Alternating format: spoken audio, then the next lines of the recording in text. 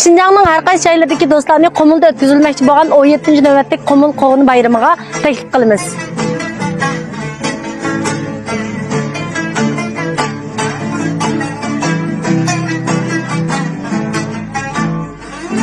Her yıl 7. ayda o'tkaziladigan Qovun bayrami güzel Qumulumuzning vakil karakterlik cho'ng bayramlardan biri bo'lib, bu bayramda sizlar uchun har xil san'at tomonlarini o'rinlashtirgandan so'ng 256 xil Qumul qovunini o'zlarining tatbiq qilishlar uchun tayyorlabdi. Unda aslida do'stlar 256 xil Qumul qovunning ichida o'zlar bildigan qancha xil Qumul qovun borki, inkas rayonini qoldirib qo'yishni unutmaslar.